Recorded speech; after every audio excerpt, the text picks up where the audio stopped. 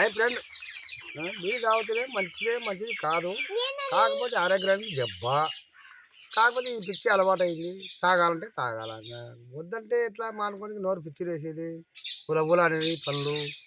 ఏం చేయాలబ్బా మేము? నువ్వు ఫస్ట్ ఎక్కడ నేర్చుకున్నావు? ఫస్ట్ ఎయిడ్ చేసుకున్నావు. చుట్ట ముక్కలు ఎరుకోయింది ఆయన. తర్వాత తర్వాత మళ్ళీ ఇంట్లో జొన్నలు తీసుకుపోయేది. 5 పైసలు దొంగలకు పోయేది.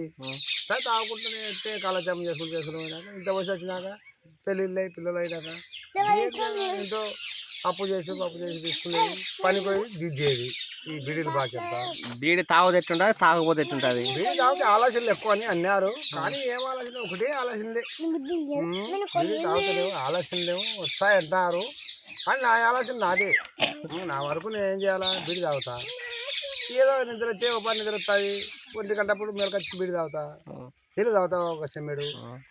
కానీ బీడి తాగితే సిగరెట్ తాగితే మైండ్ రిలీఫ్ అవుతాడు. నిజమేనా పెద్ద ఆయన? అంటారు నా ఫ్రెండ్ అంటారు. బయట విరిగిపోయితే కాదు, ఏం కాదు, కొంచెం నిద్రకు మత్తు వస్తుంది. నిద్రకు కొంచెం మత్తు వస్తుంది కాబట్టి ఇంకా అలవాటు అవుతాయి. బీడి తాగడము 1 గంటప్పుడు, నీళ్ళు తాగడం, మళ్ళీ పనుకోవడం. మళ్ళీ తెల్లారుజామున లేచినాక 4 బీడీలు తాగుతాను. సాయంత్రానికి 15, 30 బీడీలు అయిపోతాయి.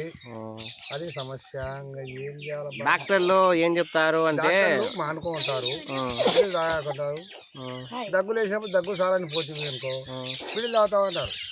అంటే బీడీలు తాగాకు దగ్గు రాదు అంటారు. మందు తాగినా పర్వాలేదు అని చెప్పిన డాక్టర్లు. కానీ మంది మానుకునే కదా. బీడీలు ఒకటి అలవాటు అవుతాయి. కానీ ఇది ఒకటి మానుకుంటే ఏదైనా కొంచెం బాగా పడతాను.